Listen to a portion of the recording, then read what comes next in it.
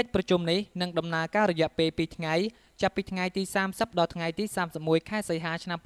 2013នាសន្តាគារអង្គរ Miracle ខេត្តសៀមរាបដែលបណ្ដាក្រុមហ៊ុនធានារ៉ាប់រងនៃបណ្ដាប្រទេសជាសមាជិកចំនួន13ចូលរួមផងក្នុងកិច្ចប្រជុំនេះដឹកនាំដោយឯកឧត្តមរស់សិលវ៉ាប្រធានក្រុមប្រឹក្សាភិបាលនៃក្រុមហ៊ុនធានារ៉ាប់រងបន្តកម្ពុជាបណ្ឌិតឆាយរតនៈអគ្គនាយកក្រុមហ៊ុនធានារ៉ាប់រងបន្តកម្ពុជានិងជាប្រធានសមាគមធានារ៉ាប់រងកម្ពុជាហើយកិច្ចប្រជុំនេះជាលើកទី13ដែលមានសមាជិកក្រុមហ៊ុនធានារ៉ាប់រងបន្តប្រចាំតំបន់អាស៊ាននិងមានវាគ្មិនមកពីប្រទេសចិនស្វីសជប៉ុនឥណ្ឌានិងកូរ៉េដែលមានបទពិសោធន៍ខ្ពស់ក្នុងការធ្វើបទបង្ហាញនៅអ្វីដែលប្រទេសទាំងនោះធ្លាប់បានជួបប្រទះនិងបទពិសោធន៍ល្អៗដែលប្រទេសកំពុងអភិវឌ្ឍបាននឹងកំពុងដំណើរការដើម្បីចែករំលែកនៅក្នុងកិច្ចការប្រជុំនាពេលនេះហើយចំពោះគោលដៅទី1នាពេលនេះគឺដើម្បីផ្លាស់ប្ដូរព័ត៌មាននិងព័ត៌មានថ្មីៗដែលបណ្ដាក្រុមហ៊ុនទាំងអស់នោះបានជួបប្រទះដោយឡែកចំពោះគោលដៅទី2គឺជាដំណើរការនៃកិច្ចប្រជុំពិនិត្យមើលនិងពិភាក្សាទៅលើបញ្ហាប្រឈមដែលក្រុមហ៊ុនទាំងអស់បានជួបប្រទះកន្លងមក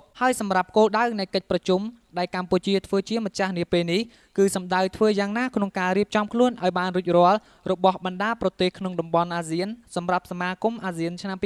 2015ដែលត្រូវត្រួតពិនិត្យមើលនៅឱកាសវិនិយោគការអភិវឌ្ឍធនធានមនុស្សក្នុងវិស័យធានារ៉ាប់រងនិងសេដ្ឋកិច្ចសម្រាប់ប្រទេសក្នុងតំបន់អាស៊ានក្រៅពីនេះកិច្ចប្រជុំក៏បានពិភាក្សាផងដែរទៅលើការផ្លាស់ប្ដូរមតិនិងការអភិវឌ្ឍវិស័យកសិកម្មដែលយើងជឿជាក់ថានឹងមានការកើនឡើងនៅប្រាក់បុព្វលាភសម្រាប់វិស័យនេះដូច្នេះបានជាកិច្ចប្រជុំផ្ដោតទៅលើការពិភាក្សានៅយុទ្ធសាស្ត្រគន្លឹះនិងបញ្ហាប្រឈមផ្សេងៗដែលនឹងអាចកើតមានជាមួយនឹងកត្តាទាំងនេះគេសង្ឃឹមថាកិច្ចប្រជុំក្រោមកិច្ចសហប្រតិបត្តិការយ៉ាងពេញលេញពីសំណាក់ថ្នាក់ដឹកនាំដែលមកពីបណ្ដាក្រុមហ៊ុនធានារ៉ាប់រងបន្តទាំងអស់និងបន្តអនុវត្តឲ្យកាន់តែរីកចម្រើនជាលំដាប់នាពេលខាងមុខការរៀបចំកិច្ចប្រជុំកំពូលអាស៊ានធានារ៉ាប់រងបន្តនេះនៅ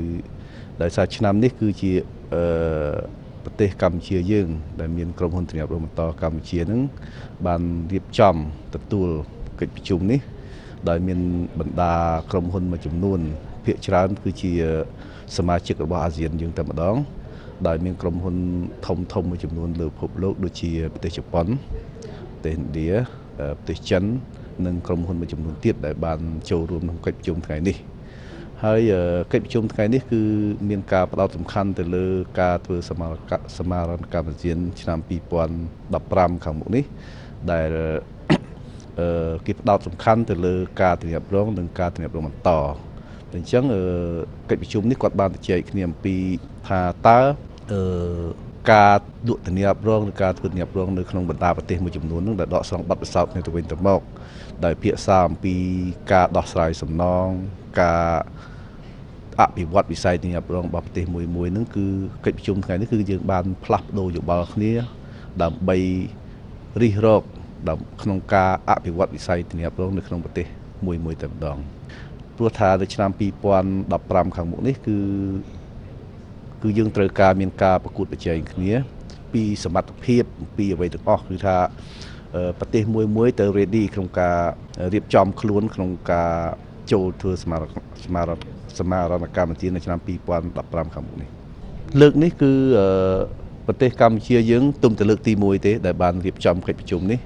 ហើយក្រុមហ៊ុនកម្ពុជារីដែលជាក្រុមហ៊ុនចម្រុះរដ្ឋកាត់កោមការគ្រប់គ្រងរបស់ក្រសួងសេដ្ឋកិច្ចនិងហិរញ្ញវត្ថុហ្នឹង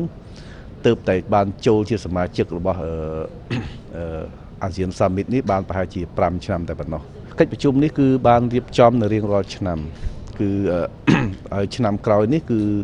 នឹងមានការរៀបចំនៅប្រទេសចិនហើយឆ្នាំ2015ប្រទេសជប៉ុនគាត់នឹងទទួលក្នុងការរៀបចំកិច្ចប្រជុំនេះបាទនិយាយអំពីការធានារ៉ាប់រងនៅក្នុងបណ្ដាប្រទេសអាស៊ានក៏ដូចជាពិភពលោកនោះគឺប្រទេសកម្ពុជាយើងនឹងគឺវិស័យធានារ៉ាប់រងនៅក្មេងខ្ចីជាងគេដែលទើបតែចាប់ផ្ដើមដំណើរការ